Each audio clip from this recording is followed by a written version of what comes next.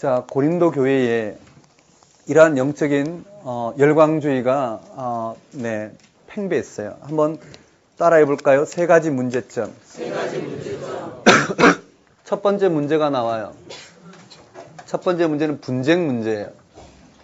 이 분쟁이 복음을 오해했기 때문이에요. 두 번째 문제는요. 한번 따라해 볼까요? 음행. 세 번째 문제는요. 재판 문제예요. 여기까지 일단락이 돼요. 세 가지의 큰 이와 같이 분쟁, 음행, 재판이 고린도 교회의 아주 큰 문제였어요. 그 다음에요. 8가지 질문과 답변이 주어져요. 왜냐하면 무엇이 영적이냐라는 거예요. 예를 들어서 오늘날처럼요. 복권을 사는 것이 하나님 뜻일까요? 아닐까요? 그럼 이거 대답하기 어려워요. 다른 말을 말해볼까요? 한 자매가요. 결혼하는 것이 하나님 뜻일까요? 아닐까요? 물으면 뭐라고 대답할까요?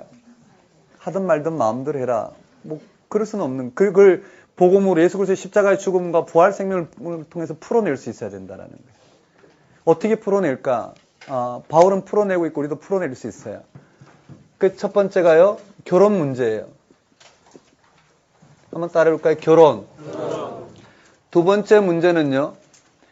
로마서에 나온 것처럼요. 로마서에서 나오는 것처럼 믿음의 문제가 되는 거예요. 즉 음식 문제가 되는 거예요.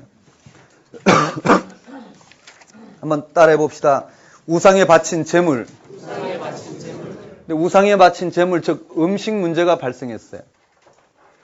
세 번째는요.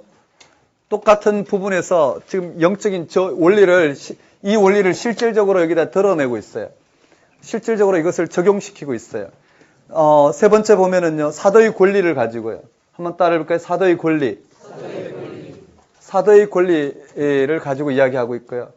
네 번째는 이 음식 문제가 어디서부터 8장, 9장, 10장으로 이렇게 연결되어져요. 결국은 음식 문제를 해결하는 것이 여기 한번 따라 우상숭배까지 연결이 돼요.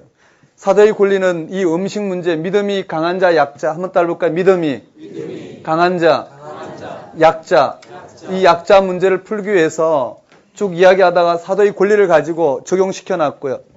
결국은 우상숭배의 현상을 가지고 우리가 어떻게 현실에 이와 같은 복음을 가지고 살아야 될지를 적용시켜 놨어요. 그 다음에 다섯 번째는요. 그 당시 머리에 수건 서는 문제예요. 지금 또 중국에 보면 피를 먹지 않는 이와 같은 것이 하나의 믿음의 중요한 표적이 되어버렸는데요. 당신은 피를 먹느냐 먹지 않느냐라는 이 질문을 종종 받는데 그와 같은 현상처럼 여러 가지 신앙의 형식에 붙들려 있는 경우가 있어요. 한번 따라해 볼까요? 다섯 번째, 머리 수건 서는 문제. 예, 머리에 수건 서는 문제예요. 그들의 전통 가운데 이런 문제를 복음 안에서 어떻게 해석해야 될까? 그 다음에 여섯 번째는요. 성만찬 문제. 한번 따라볼까요? 성만찬. 성만찬 문제고요. 일곱 번째는 은사 문제예요. 한번 따라볼까요? 은사. 이 은사 문제가 쭉 연결돼서 방언으로 펼쳐진 은사 문제 해결되고 있어요. 여덟 번째는 부활 문제예요. 부활 중에 몸의 부활을 이야기하고 있어요.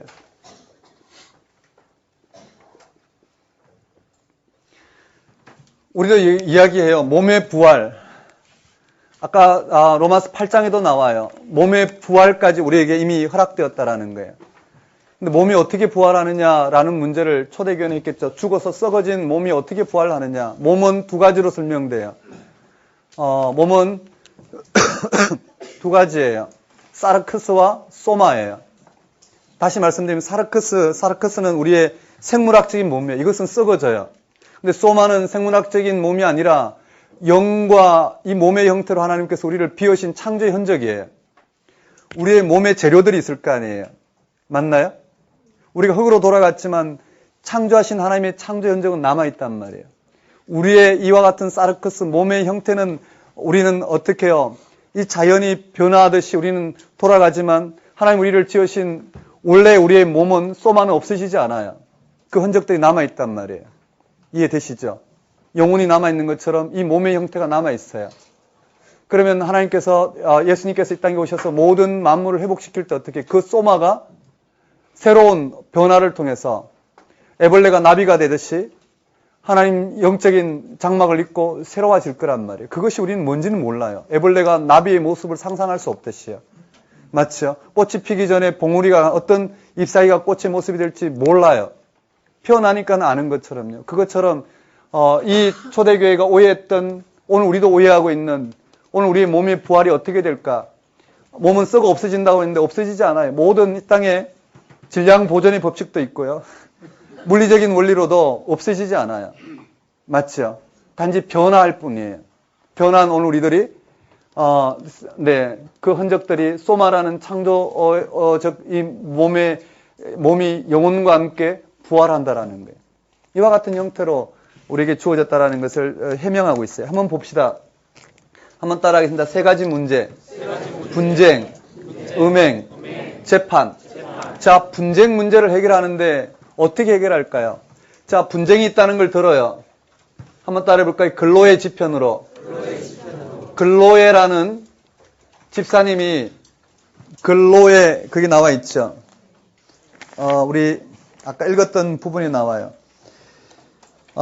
그 11절에 글로의 지편으로 동그라미 해볼까요? 한번 따라합니다. 글로의 집. 네, 글로에라는 집사님이 아마 바울을 방문했던 것 같아요. 그래서 고린도 교회에 이야기를 전해줘요. 분쟁이 있다라는 거예요. 글로의 지편으로 분쟁이 있다는 걸 들었는데요.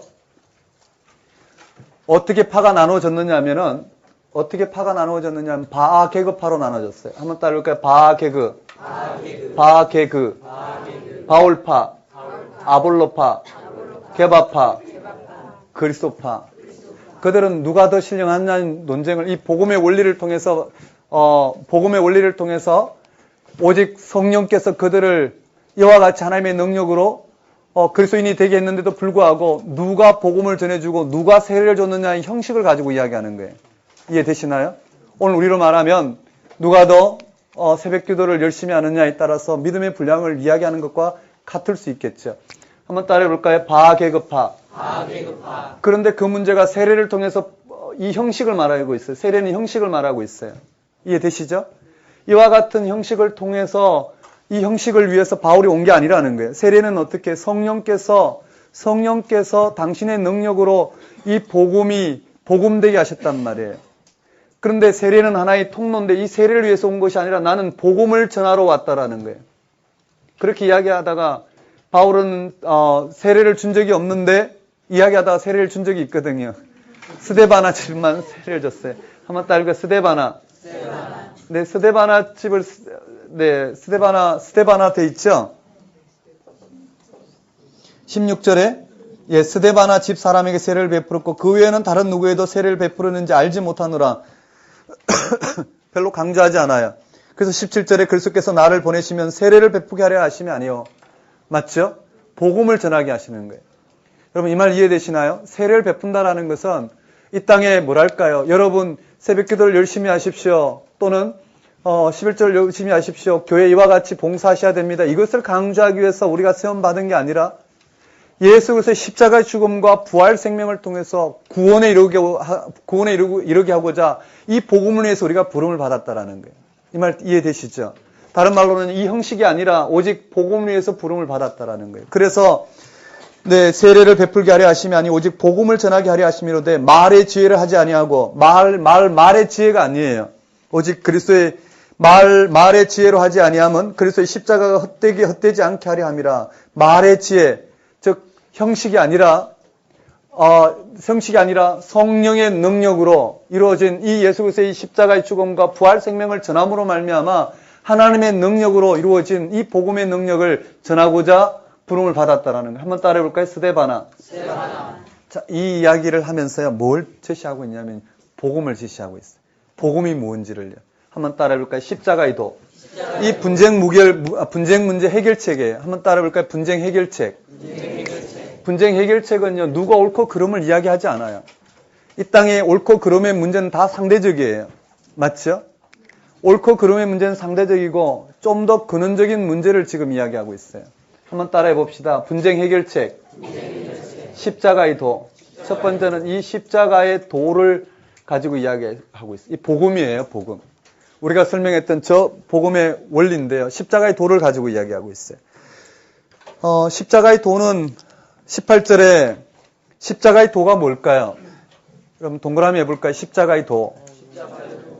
십자가의 도는 바로 이거예요. 한번 따라해볼까요? 예수 그리스도의 십자가. 부활 사건. 십자가의 도란 예수 그리스도께서 십자가에 달려 죽으신 예수님이 오늘 우리의 구원주가 되셨다라는 것이 바로 십자가의 도라는 거예요. 이해되시나요? 복음인데요. 그 십자가의 도, 즉 예수 그리스도가 십자가에 달려 죽으셨다라는 그 사실이 오늘 우리에게 구원이 된다는 말이 멸망하는 자들에게는 미련한 것이요 구원을 받은 우리에게는 하나님의 능력이라. 맞나요? 그것이 하나님의 능력으로 우리에게 주어졌지 바계급파 누구의 전도의 영적인 능력에 의해서 전해진 게 아니라 오직 그걸 통로로 하나님 우리에게 허락하신 능력이라는 거예요. 다시 말씀드리면 오늘 우리에게 복음이 전해진 것은 성령의 역사로 전해진 거란 말이에요. 이해되시죠? 누가 더 신령하느냐?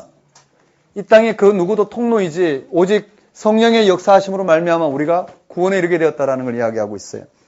19절에 기록된 바 내가 지혜 있는 자들의 지혜를 멸하고 총명한 자의 총명을 폐하리라 하였으니 지혜 있는 자가 어디 있느냐? 선비가 어디 있느냐? 이 세대의 변론가가 어디 있느냐? 하나님께서 이 세상의 지혜를 미련하게 한 것이 아니냐? 하나님의 지혜에 있어서는 이 세상이 자기 지혜로 하나님을 알지 못하므로 하나님께서 전도에 미련한 것으로 밑줄 그어볼까요? 전도에 미련한 것. 자, 이 십자가의 도는 하나님의 능력인데 이 능력이 누구를 통했어요? 전도라는 미련한 도구로 우리에게 전해지게 했다라는 거예요. 그런데요, 22절에 유대인은 표적을 구한대요. 그것이 구원이라면 구원의 표적을 구하는 거예요. 오늘 우리들처럼 이 땅의 구원의 표적, 우리가 생각하는 구원이 일어나는 것이 마치 예수 믿는 증거라고 이야기하고 우리가 그렇게 고백하고 있는 이 모든 것이 유대인의 표적을 구하는 그 신앙의 방식이 전해졌죠. 그 다음에요. 헬라인은 지혜를 찾으나 23절 우리는 십자가에 못 박힌 그리스도를 지나니 유대인에게는 끄리끼는 것이요 이방인에게는 미련한 것이로되 오직 부르심을 받은 자들에게 유대인이나 헬라인이나 그리스도는 하나님의 능력이요. 맞나요? 하나님의 능력으로 전해졌어요. 하나님의 지혜니라. 하나님의 어리석음이 사람보다 지혜롭고 하나님의 약하심이 사람보다 강하니라. 이해되시죠? 이 말씀을 전하고 있어요. 자, 이렇게 되어 있어요. 나머지는 읽어보면 되고요. 이렇게요. 예수 그리스도의 십자가의 도가 오늘 우리에게 전해진 것은 하나님의 능력으로 전해졌고 그것이 전도의 미련한 도구로 전해졌다라는 거예요. 핵심은 하나님의 능력으로 전해졌다라는 거예요. 그 말은 성령의 역사로 미련한 도구 삼아 전해졌다라는 거예요. 맞죠? 그들이 오해하고 있는 것을 어떻게 해요? 완전히 해명해냈어요. 그러므로 마지막 결론이 뭐냐면요. 거기 31절 읽어볼까요? 읽어보십시다. 시작.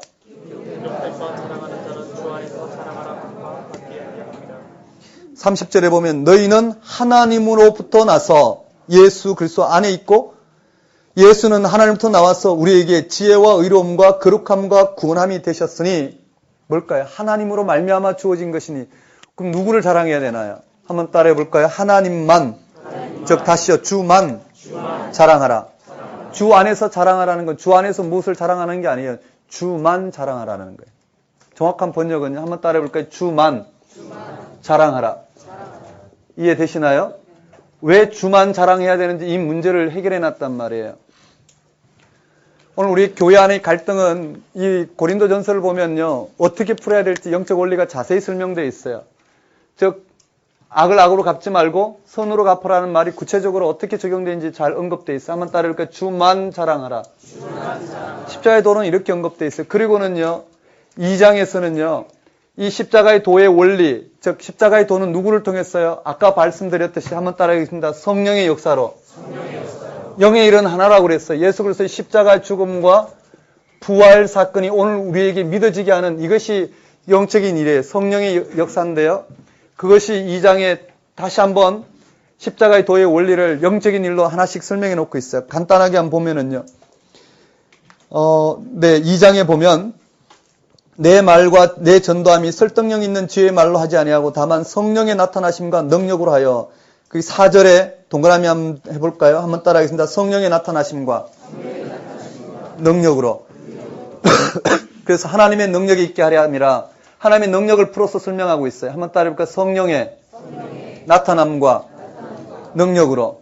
성령의 능력으로 주어지도록 우리는 이 영적인 원리를 하나님 우리를 어떻게 했는지를 전하게 되었고 그것을 하나님께서 믿게 하신 이와 같은 부분으로 복음이 전해졌다는 그게 성령의 능력이 초점 맞춰져 있고요. 그 다음에 6절에도 보면 7절인가요?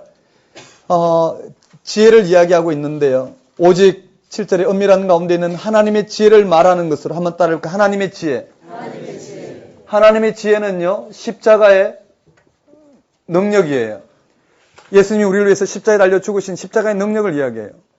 말의 지혜는 뭘까요? 예수 믿으면 여러분 성공합니다. 이것은 말의 지혜고요. 여러분 예수님이 여러분을 위해서 십자가에 달려 죽으셨다는 걸 믿으십시오. 이 세상에서는 이미 여러분 십자가에 못 박힌 존재입니다. 여러분 부활 생명으로 다스리시는 하나님의 권능 가운데로 나아가는 것 그것이 여러분의 인생입니다라고 전하는 것은요. 뭘까요? 말의 지혜가 아니란 말이에요. 그것은 십자가의 능력, 세상이 도무지 받아들이지 않는 하지만 성령께서 하셔야 될 일이란 말이에요. 이해되시나요? 네, 제 말이 아니고 하나님의 지혜로 이루어진 거예요.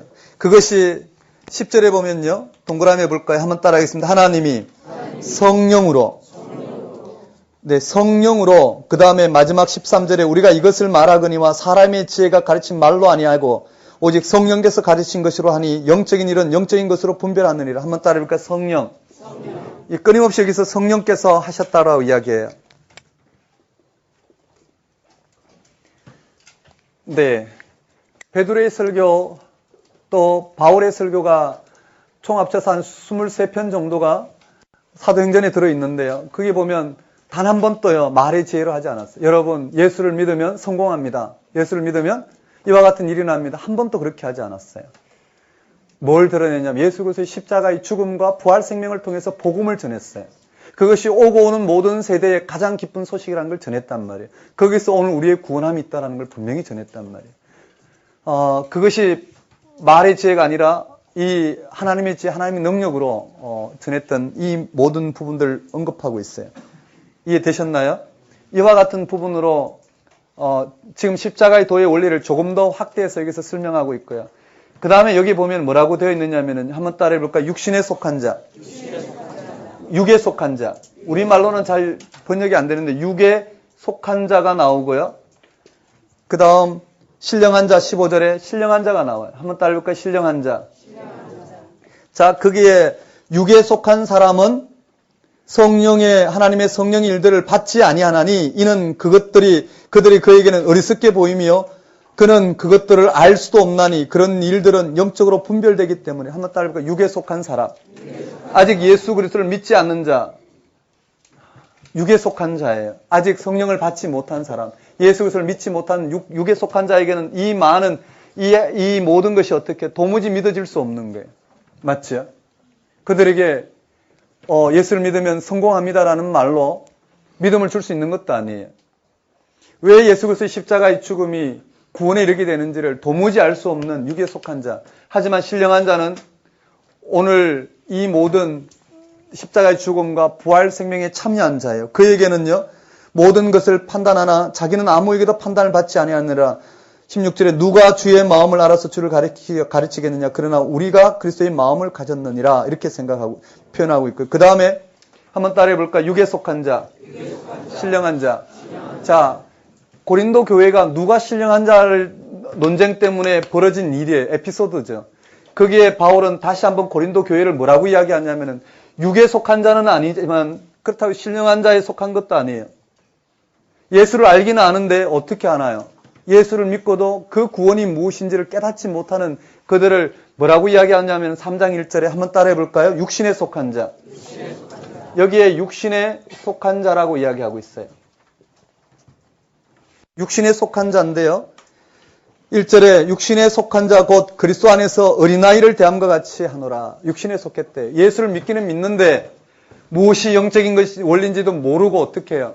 예수를 믿음으로 말미암아 자기의 구원을 이루고 자기의 의를 나타내려고 했던 그들을 향하여 성령을 받고도 성령의 역사 가운데 참여하지 못하고 십자가의 죽음과 부활 생명을 통해서 예수가 나의 구주라고 고백하면서도 여전히 어떻게 해요? 이 땅에서 자신이 원하는 구원을 이루는 것, 그것이 신령하다고 이야기하는 그들을 육신에 속한 자, 즉 예수를 믿지만 십자가의 죽음과 부활 생명 토대 위에 서 있지 않은 이들을 육신에 속한 자라고 이야기해요. 그들을 뭐라고 이야기하냐면요, 어린아이와 같대요. 저주로 먹이고 밥으로 아니하나니 이는 너희가 감당하지 못하였음이니라. 지금도 못하리라. 3절에 너희는 아직도 육신에 속한 자로다. 헬라어로는 육에 속한 자, 신령한 자, 육신에 속한 자 다 구분이 돼요. 근데 우리말로는 육과 육신이 어떻게 차이 나는지 모르겠어요. 맞죠?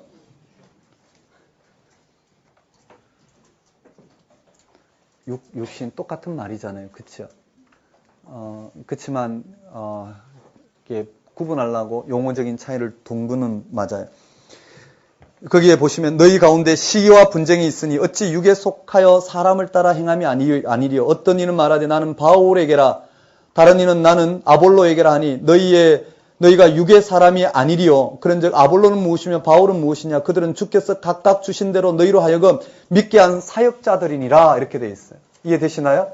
이 영적인 원리를 깨닫지 못하고, 즉 믿음으로 말미암아 의롭게 하신 이 성령의 역사를 깨닫지 못하고 여전히 이 땅에 살면서 무엇이 영적이냐 아니냐 따지고 있는 오늘 우리의 형편과 똑같단 말이에요. 그걸 뭐라고요? 육신에 거한 자라는 거예요. 도무지 영적인 원리를 깨닫지 못해서 내가 얼마만큼 봉사했느냐, 내가 얼마만큼 예수 그리스도를 잘 믿느냐에 따라서 평가하고 판단하고 그것이 의가 되는 이와 같은 삶이 아니라 철저히 십자가의 죽음과 부활 생명을 통해서 내 삶 속에 어떻게 하나님이 구원을 이루는지를, 내 삶을 내어놓고 성령의 역사가 어떻게 내 가운데 일어나는지를 들여다보는 그가 바로 신령한 자라는 거예요.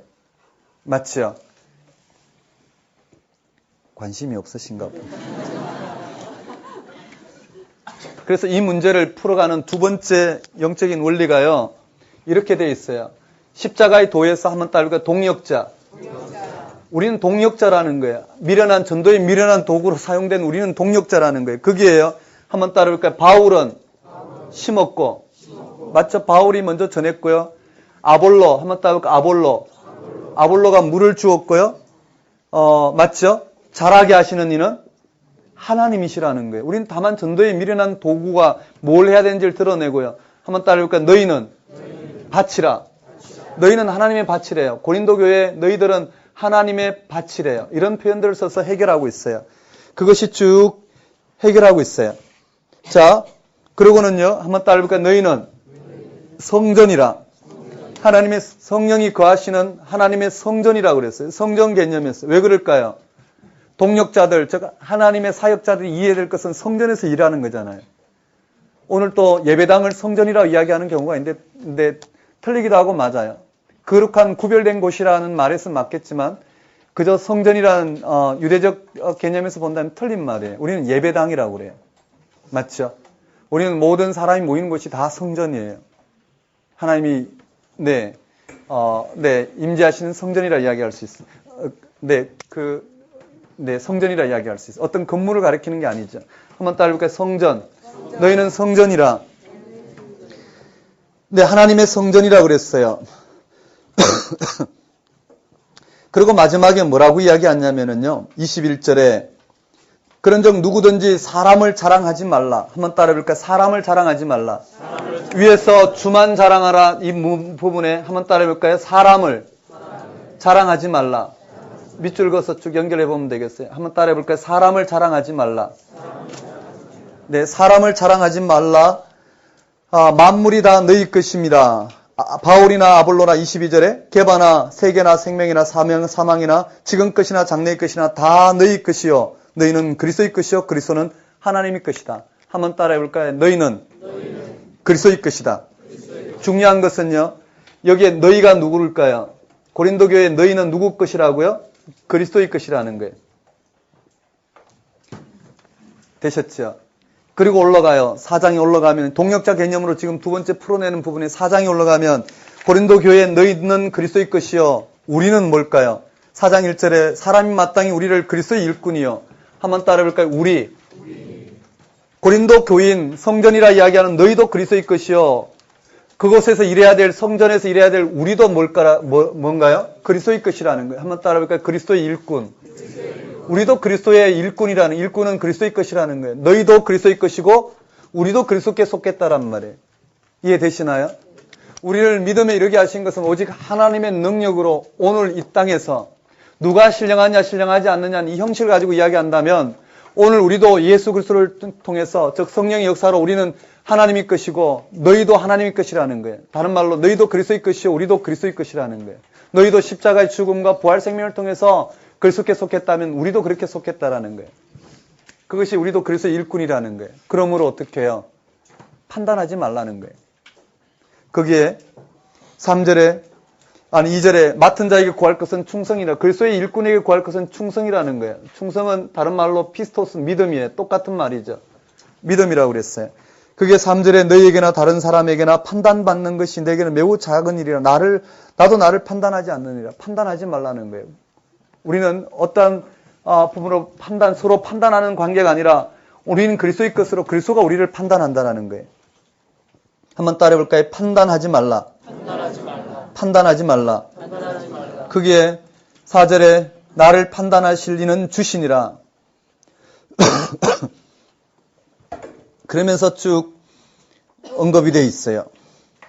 한번 따라해볼까요? 맡은 자에게 구할 것은 충성이니라.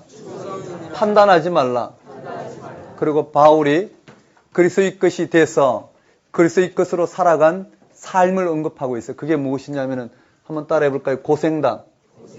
여기에 고생담이 언급되어 있어요. 한번 따라해볼까요? 고생담.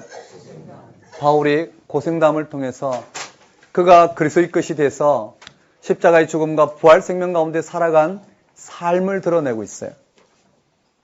그러므로 14절에 그리스도 안에서 1만 서성이 있으되 아버지는 많지 아니하니 그래서 예수 안에서 내가 복음으로써 너희를 낳았음이라. 그러므로 내가 너희에게 권하노니 너희는 나를 본받는 자 되라. 한번 따라해볼까? 1만 서성이 있으되 아버지는 많지 아니하니. 여기 1만 서성대 아버지 언급되어 있죠. 한번 따라해볼까? 아버지. 복음으로 너희를 낳았음이라. 한번 따라해볼까? 나를 본받는 자 되라. 그러니까 철저히 그리스도께 속한 삶을 살아가는 이 바울을 본받는 자 되라라고 되어 있어요. 그리고 나머지는 정리하고요. 그 다음에 마지막에 18절에 한번 따라해볼까? 하나님 나라는 20절에 하나님 나라는 말에 있지 않고 능력이 있습니다. 맞아요. 하나님 나라는 말에 있지 않고 능력이 있다라는 거예요. 이 말은 오해 없었으면 좋겠어요. 우리 14장에 한번 따라해볼까요? 하나님 나라는 먹고 마시는 것이 아니라 의평희라. 의와 평강과 희락이라.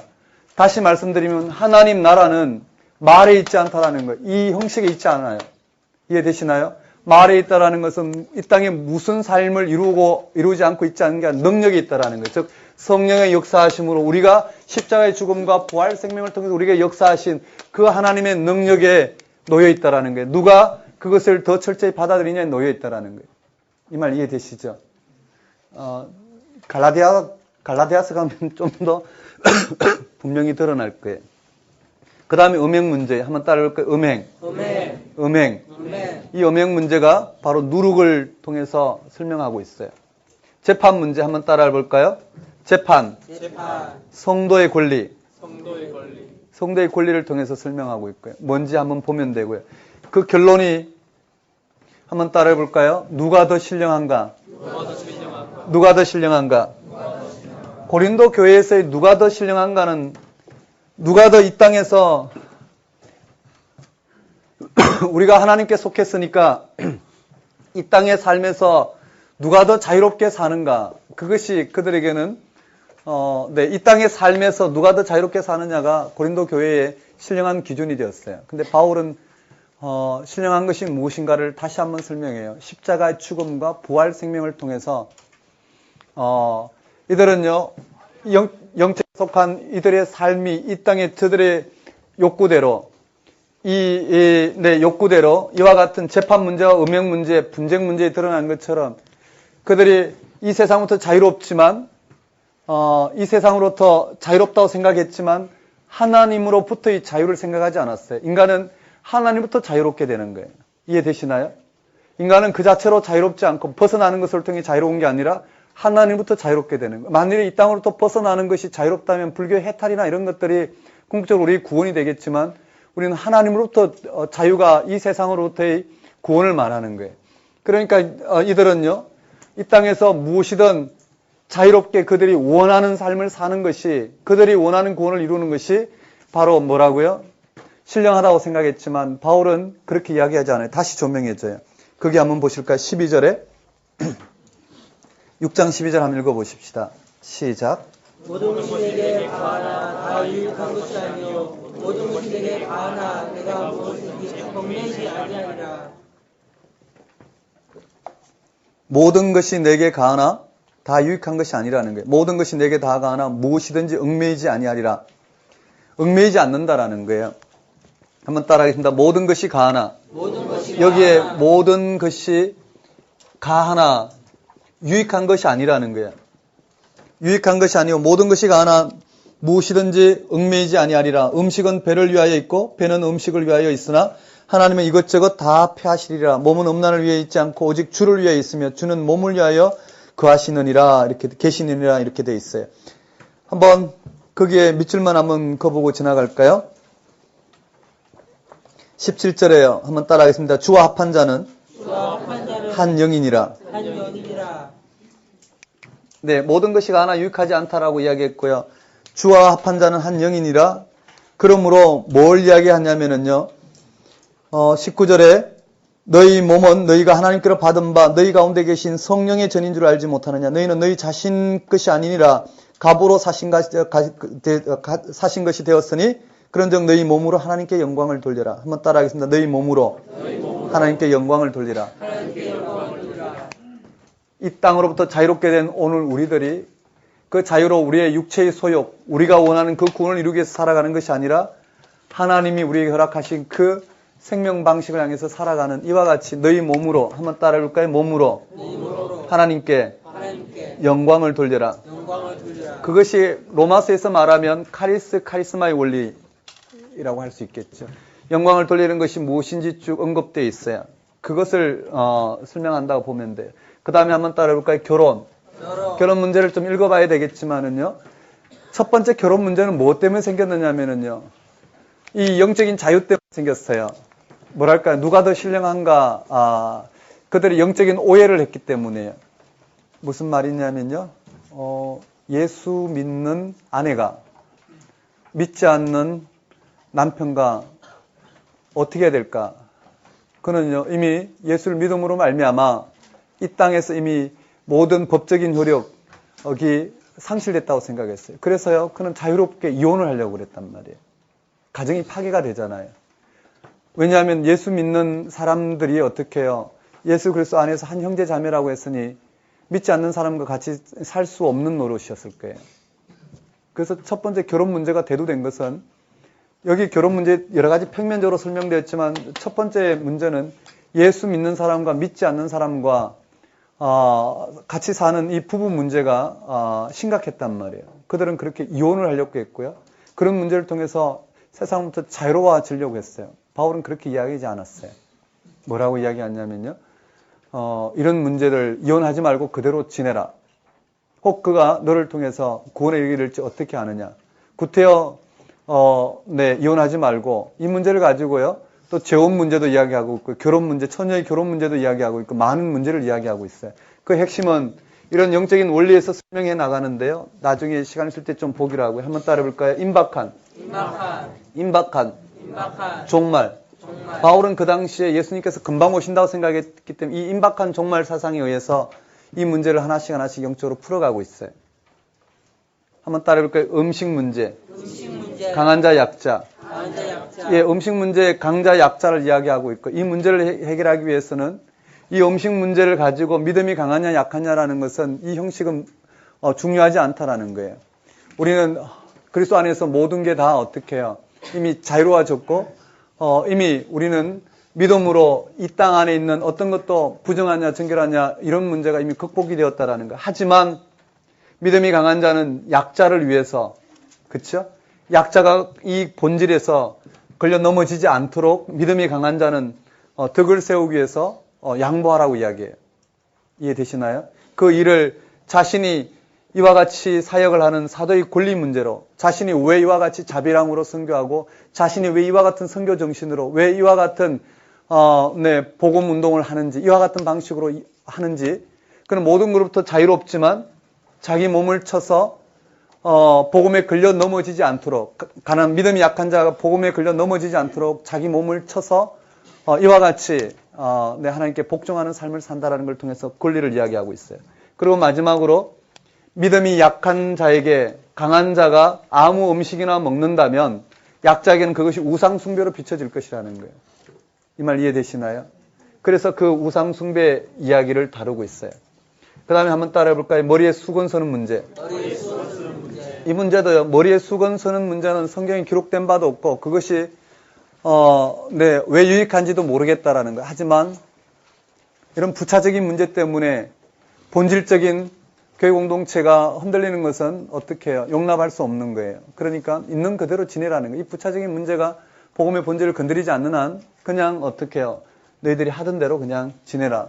성만찬 문제도 마찬가지예요. 그때는 성만찬과 애찬식이 같이 곁들여졌죠. 그런데 먼저 온 사람들이 음식을 다 먹어버려요. 그런 문제에 대해서 성만찬에 대한 귀한 우리의 전성, 초대교회가 늘 예수 그리스도의 십자가 죽음과 부활 생명을 드러내면서 행했던, 고백했던 그 가장 결정적인 이 성만찬 예전을 우리에게 전해주면서 결론은 뭘까요? 한번 따라합니다. 서로 기다렸다가 먹어라. 뭐 이런 문제로 해결한다든지요. 또는 은사 문제예요. 이 은사 문제는 여기서 중요하게 다뤄주고 있어요. 초대교회의 방언 문제. 한번 따라볼까요? 방언. 방언이나 이런 외형적인 우리의 어떤 초월적인 문제가 현상들이 어떻게 해요? 더 신령한 방언을 하느냐 못하느냐에 따라 신령한 기준이 나눠졌어요.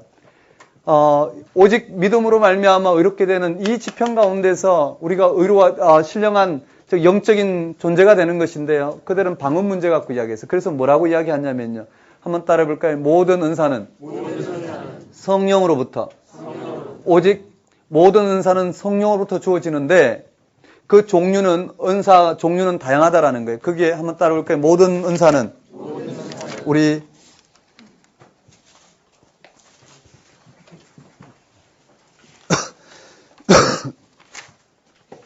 12절에 한번 따라해 볼까요? 성령의 은사. 성령의 은사.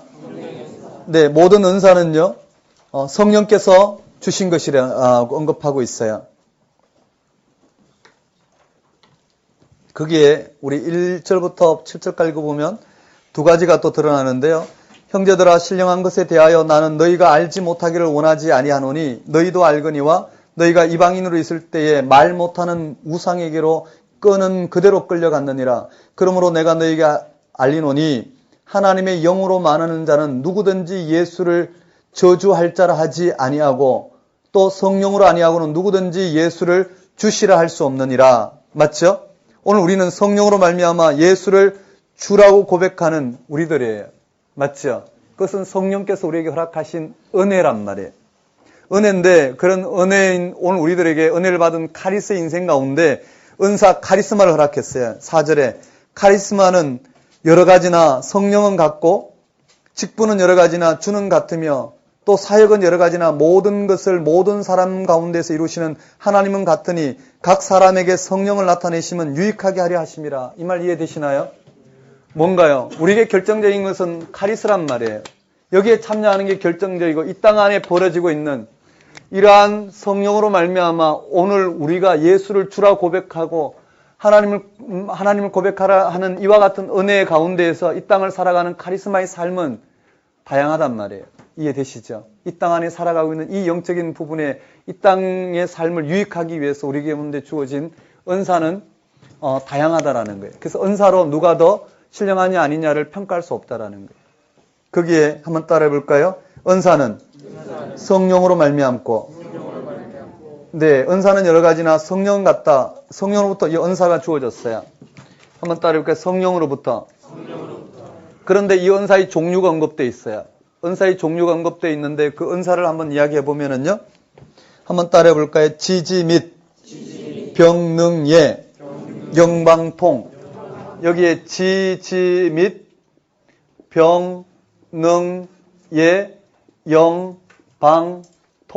한번 따라해볼까요? 여기에요. 한번 따라하겠습니다. 예섬가권 구다긍. 여기에 지지 및 병능예 영방통. 다양한 은사를 이야기하고 있어요. 맞죠? 다양한 은사를 이야기하고 있고 여기는 9가지로 언급되어 있네요. 맞죠? 똑같은 내용이에요. 그 형태만 좀 달라졌죠. 이러한 가운데요. 이 모든 은사는 다시 떠요. 한번 따르고 몸과 지체. 몸과 지체처럼 서로 다 연결되어 있다는 그 말은 이것을 이야기하겠어요. 이 은혜 가운데 있는 우리들에게 주신 은사라는 말을 몸과 지체의 개념으로 다시 이야기하고 있어요. 그런데요, 네, 이렇게 되어 있어요. 이러한 은사를 통해서 오늘 우리 가운데 다양한 직분들이 주어졌다라는 거예요. 다양한 직분인데요. 거기 한번 따라해 볼까요? 한번 따라하겠습니다. 사선, 교능병, 돕다방. 뭐냐면은 첫째는 사도요. 28절에 하나님이 교회 중에 몇을 세우셨으니 첫째는 사도요, 둘째는 선지자요, 셋째는 교사요. 한번 따라해 볼까요? 사도, 선지자, 교사. 네, 그다음 능력 행하는 자, 병 고치는 은사, 돕는 것, 다스리는 것, 방언하는 것. 이렇게 되어 있어요. 그래서요, 이와 같이 이러한 다양한 은사를 통해서 맞죠? 오늘 우리에게 주어진 직분은 사선, 교능, 병, 돕다방. 돕다방 해서 다양한 직분이 언급되어 있어요. 자, 그게 뭐냐면은요. 한번 따라해 볼까요? 사랑. 이 모든 것은 하나님의 사랑을 이 땅 가운데 이루기 위해서 그래요. 이 사랑은 바로 예수 그리스도를 가리키죠. 한번 따라해 볼까요? 그리스도. 예수 그리스도를 가리키기 위해서 언급되어 있어요. 그게 우리 한 절만 좀 볼까요?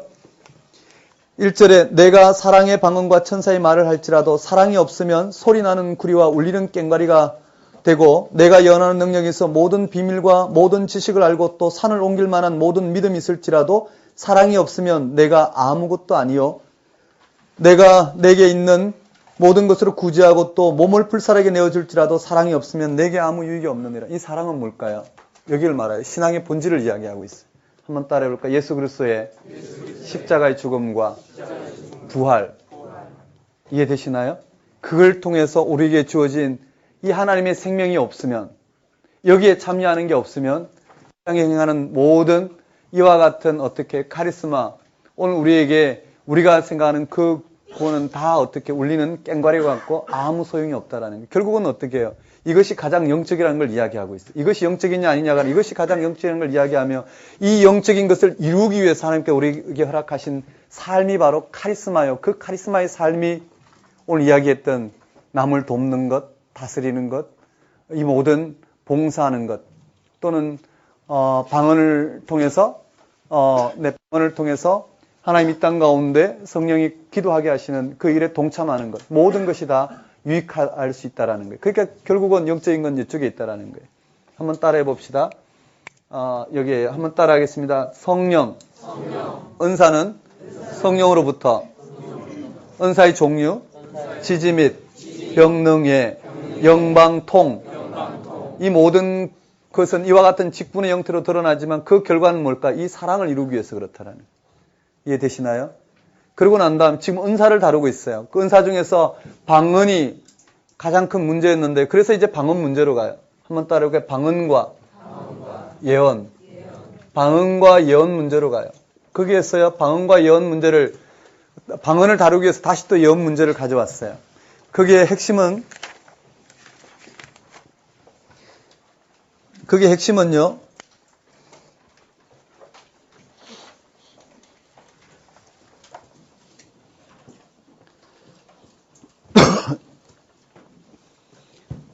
1절에 사랑을 추구하며 신령한 것들을 사모하되 특별히 예언하려고 하라. 이 예언은 뭘까요?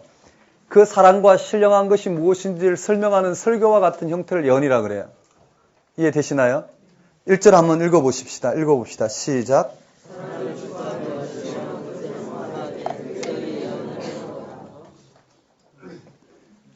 이 말이 부끄러워서 예언을 마치 미래를 예언하고 그 사람의 어떤 다른 삶을 예수 그리스도의 십자가의 죽음과 부활 생명을 통해서 그가 어떠한 구원을 이루게 되는지를 설명해내고 그러한 지평에서 말씀의 지평에서 그 인생이 지금 하나님의 어떠한 구원하심 가운데 있는지를 설명하고 설교하고 선포하는 이 행위가 아닌 다른 예언이라면 그는 어떻게 해요? 가짜일 가능성이 높아요. 자기도 모르게 인간의 욕망을 투사시킨 가짜일 가능성이 높아요. 초대교회에서 지금은 분명히 이야기해요. 예수 그리스도의 사랑 또 성령의 역사하심으로 이루어진 이 세계를 우리 가운데 하나씩 하나씩 풀어내는 게 뭐라고요? 예언이라고 이야기했어요. 2절에 방언을 말하는 자는 사람에게 하지 아니하고 하나님께 하나니 이는 알아듣는 자가 없고 영으로 비밀을 말함이라. 그러나 예언하는 자는 예언하는 자는 사람에게 말하여 덕을 세우며 권면하며 위로하는 것이요. 그 말은 1절에 말한 그 사랑과 신령한 것들을 하나씩 하나씩 드러내는 것. 그것이 십자가 죽음과 부활 생명을 통해서 우리에게 일어난 구원을 설명하는 거예요. 4절에 방언을 말하는 자는 자기의 덕을 세우고 예언하는 자는 교회의 덕을 세우나니 나는 너희가 다 방언하기를 원하나 특별히 예언하기를 원하노라. 만일 방언을 말하는 자가 통역하여 교회의 덕을 세우지 아니하면 방언 예언하는 자만 못하니라. 그런즉 형제들아 내가 너희에게 나아가서 방언으로 말하고 계시나 지식이나 예언이나 가르치는 것으로 말하지 아니하면 너희에게 무엇이 유익하리요? 맞죠? 6절과 같이요.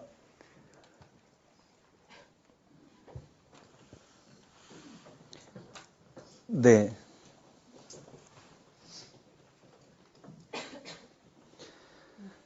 그리고 16절에 그렇지 아니하면 네가 영으로 축복할 때 알지 못하는 처지에 있는 자가 네게 무슨 말을 하는지 알지 못하고 네 감사에 어찌 아멘하리요. 너는 감사를 잘하였으나 그러나 다른 사람은 덕세움을 받지 못하리라. 내가 너희 모든 사람보다 방언을 더 말함으로 하나님께 감사하노라. 그러나 교회에서 네가 남을 가르치기 위해 깨달은 마음으로 5마디 말을 하는 것이 1만 마디 방언으로 말하는 것보다 나으니라. 한번 따라해 볼까요? 깨달은 마음으로 5마디 말하는 것. 그게 예언이란 말이에요. 예언이 방언보다 낫다라는 거예요. 이해되시나요? 예언과 방언을 통해서 뭘 이야기하고자 하냐면 신령한 것이 무엇이냐? 신령한 것은 예수 그리스도의 십자가의 죽음과 부활 생명을 통해서 이 땅 가운데 이루어진 이 놀라운 하나님의 은혜를 설명하는 것이 영적인 것이요. 방언도 영적인 것이 되려면 이 일을 이루기 위해서 덕을 세울 때만 가능하다라는 거. 아니면 혼자 하라고 이야기하고 있죠. 혼자 조용히 골방에서 하라고 그랬어요. 자, 그 다음 15장에 가면 한번 따라해 볼까요? 부활. 몸의 부활을 이야기하면서 이 그리스도의 부활을 이야기하고 있어요. 한번 따라해 볼까요? 그리스도의 부활. 몸의 부활. 네, 이미 이건 설명을 드렸어요. 이와 같은 장면으로 연결돼요. 한번 따라해 볼까요? 한번 따라하겠습니다. 3가지의 문제점, 8가지의 질문과 답변, 분쟁, 음행, 재판, 분쟁 해결책, 십자가의 도, 동력자, 주만 자랑하라, 사람을 자랑하지 말라. 너희는 그리스도의 것이요 우리도 그리스도의 일꾼이라. 맡은 자의 구할 것은 충성이니라. 뭘까요? 무엇이 영적이냐 그러냐 판단하지 말라는 거예요. 맡은 자의 구할 것은 충성, 믿음이라는 거예요. 그가 얼마나 십자가의 죽음을 받아들이고 부활 생명을 통해서 하나님의 살아 역사하심 가운데 살아가는지 아닌지를 그걸 바라보라는 거예요. 이해되시나요? 네. 저 부활 생명, 십자가의 죽음과 부활 생명이 맡은 자의 구할 것은 충성이라, 이 믿음이라는 거예요. 이 안에 살아간 바울의 고생담을 들어서 그 삶을 드러내고요. 그런 면에서 1만 스승이 있으니 아버지 많지 아니하니 내가 너희를 복음으로 낳았다. 나를 본받는 자 되라. 하나님 나라는 말이 있지 않고 능력이 있다. 이 같이 다 연결되는 부분이에요. 한번 따라해 볼까요? 분쟁 해결책, 음행, 재판, 모든 것이 가하나 유익한 것이 아니요 너희 몸으로 하나님께 영광을 돌리라. 네, 너희 몸으로 하나님께 영광을 돌리라는 것은 이 땅에 이 하나님께서 허락하신 이 생명 방식으로 살아가는 그 삶을 이야기하고 있어요. 그 다음에요, 한번 따라해볼까요? 결혼 문제, 음식, 사대의 권리, 우상숭배. 우상숭배 결과에 또 하나의 언급이 되어 있어요. 여기에도 다치요. 여기에 무엇이 신령한가를 언급하고 있어요. 한번 따라해볼까요? 모든 것이 가하나, 모든 것이 가하나, 유익한 것이 아니요 너희 몸으로 하나님께 영광을 돌리라. 네, 이것이 언급되어 있고요. 한번 따라해볼까요? 머리에 수건 쓰는 문제, 성만찬, 은사, 부활, 은사를 다루는 문제에 이만큼 연결되어 있다는 걸 보면 돼요. 자, 저와 같이 한번 외워봅시다. 로마서 말씀이에요. 한번 따라해볼까요? 믿음으로 의롭게 됨. 믿음으로 의롭게 됨. 믿음으로 의롭다함을 받은 사람의 삶.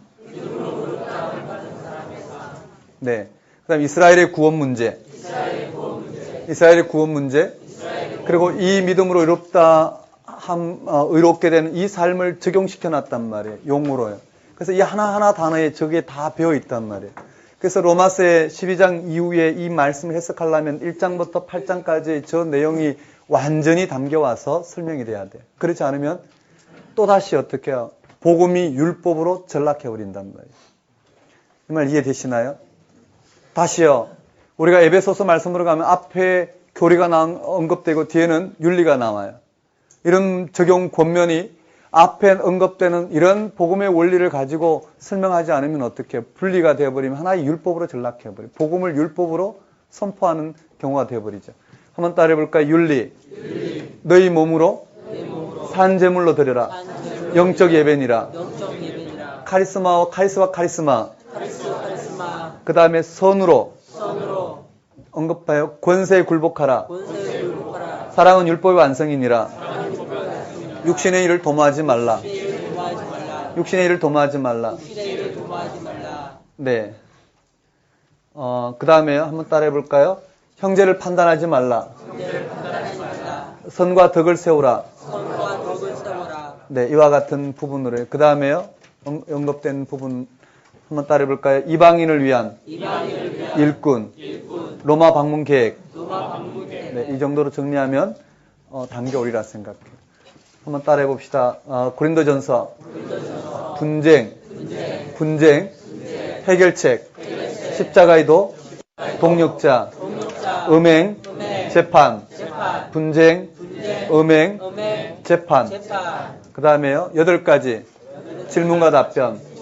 결혼. 음식. 사도의 권리. 우상숭배. 머리수건. 성만찬. 은사. 부활. 이걸 기록해놓고 읽으시면서요. 교재를 참고해서 하나씩 자기가 인식해가는 기준으로 이렇게 한번 몇 번 표현해보면 돼요. 말씀 한 절 한 절 다 중요하고요. 키포인트가 사람마다 다 다를 수 있어요. 맞죠? 어떤 사람은 주제문을 잡아서 이야기할 수도 있고요. 어떤 사람은 근거를 들었던 근거를 가지고 전체를 잡을 수 있고요. 뭐 어떻게 말씀을 잡고 전체를 인식하든 그건 중요하지 않은 것 같아요. 전체를 일단 붙드는 게 중요해요. 읽으시면서 몇 번 반복해서 표현해내다 보다면 이 말씀 왜 여기 들어있는지 잘 모르면 그냥 기록해놓고 몇 번 익숙해질 때까지 반복하면 익혀질 거예요. 하나님 나라는 말에 있지 않고 능력이 있다. 왜 여기 이 말씀이 나왔을까? 고생담이 왜 여기 나왔을까? 읽으면서 몇 번 정리하다 보면 정리가 되고요. 잘 안 외워지면 그냥 반복할 수 있도록 이렇게 묶어두면 될 것 같아요. 되셨나요? 여러분 우리 거기에 바둑판 노트 한번 볼까요? 신약 강의 노트 한번 볼까요?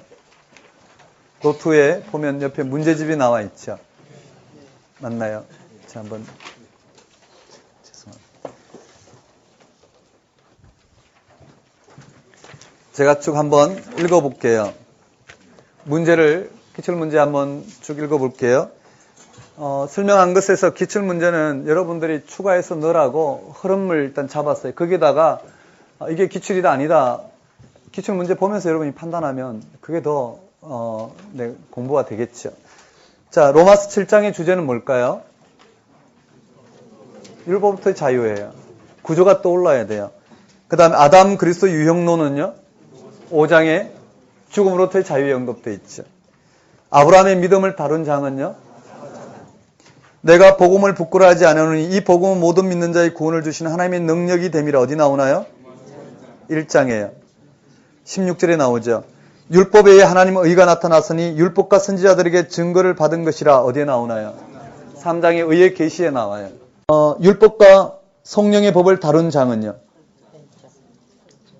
율법과 성령의 법을 다룬 장은요?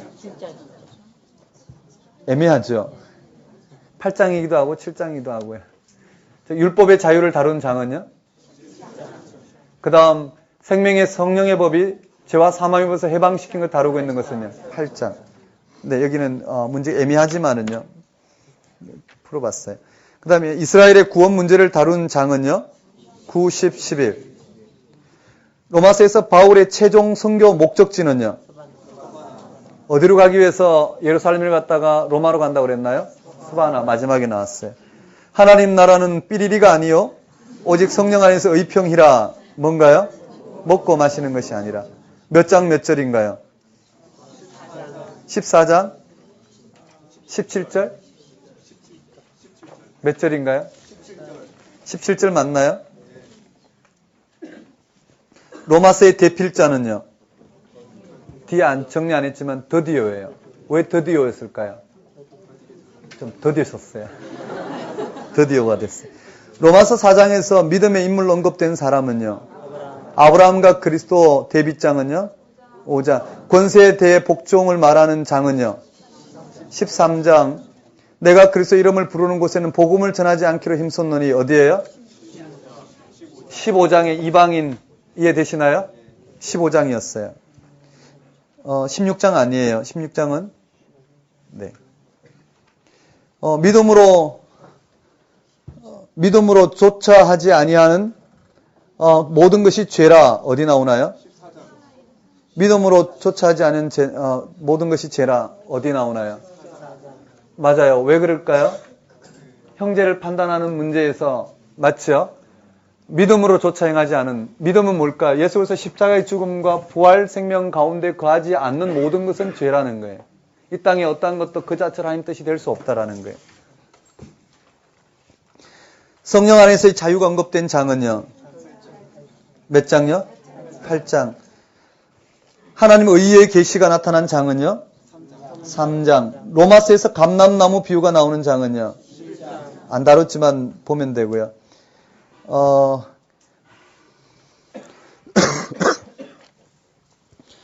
죄와 사망의 법에서 우리를 해방한 법은요? 해방한 법은요? 생명의 성령의 법. 로마서를 두 부분으로 나누면 어디서 나누나요? 네. 자, 복음에는 삐리리가 나타나서 믿음으로 믿음에 이르게 하나니 하나님의 의가 유대인이나 헬라인이나 다 죄 아래 있다. 3장. 로마서에서 세례를 언급한 기록이 된 것은요. 세례에 대한 언급. 6장 죄의 문제를 언급하면서요. 맞죠? 직접적으로 언급된 거예요. 10장에도 나오지만은요. 죄로부터 자유가 나타난 로마서 장은요. 몇 장요? 오라 나는 공고한 사람이로다. 성령 안에서의 자유. 양자의 영, 하나님의 영, 그리스도의 영 등이 표현된 곳은요. 로마서에서 언급되는 두 구약성서 여인의 인물은요. 네?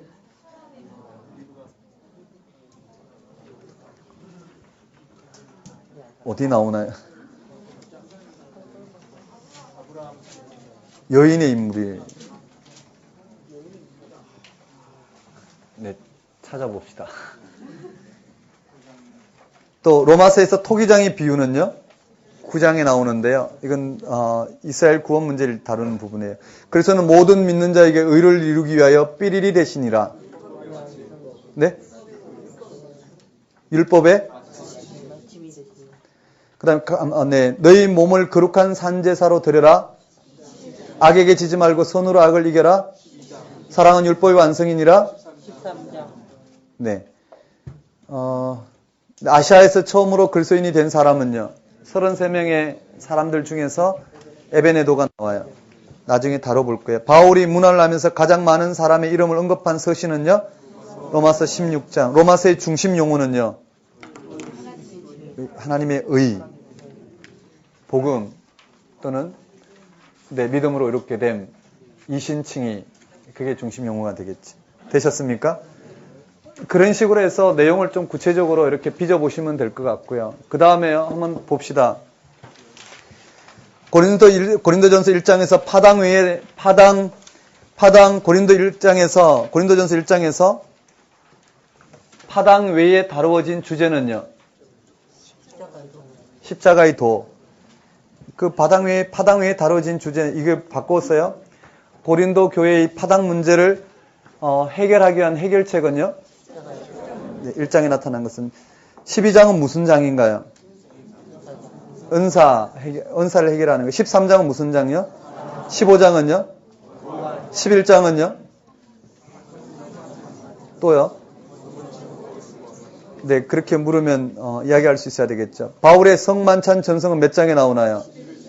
육의 몸으로 신고 신령한 몸으로 다시 사나니 육의 몸이 있은 적도 신령한 몸이 있느니라. 부활 문제를 다루고 있는 것은요?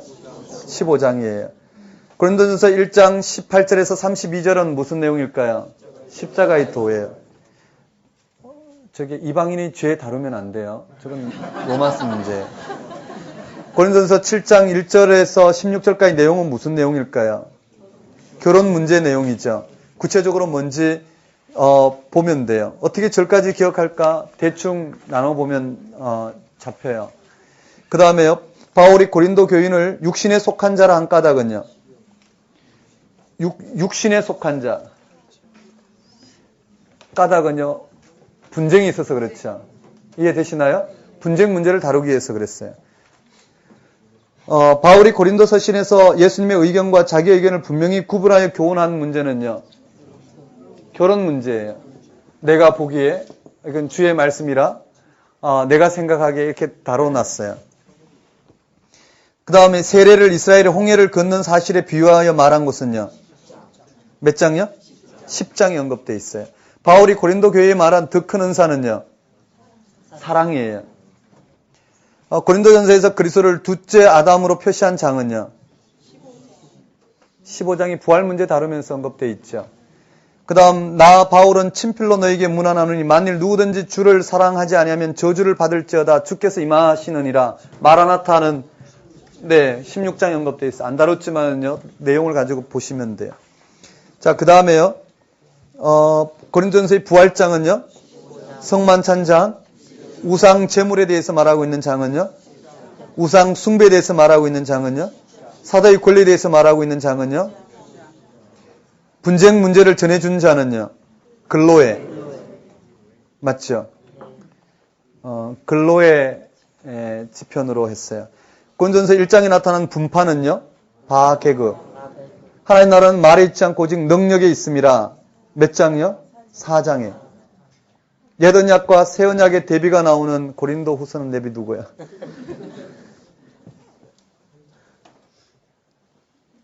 네. 바울이 직접 세례를 준 사람은요? 네?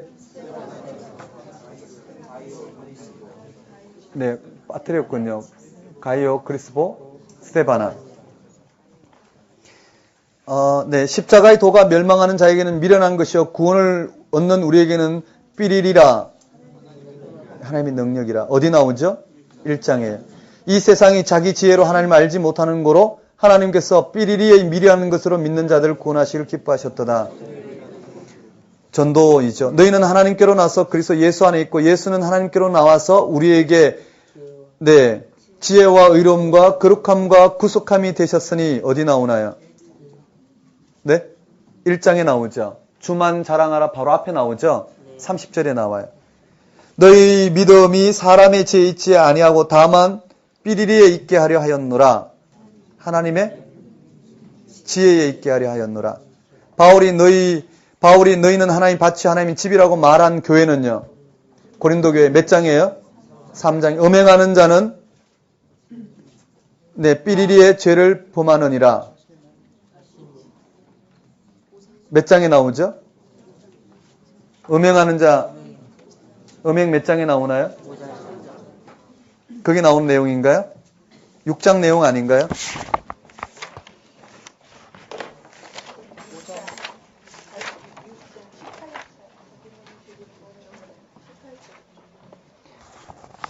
네, 음행하는 자는 자기 몸에 죄를 범하느니라. 18절에 언급되어 있죠. 6장 18절에요. 네.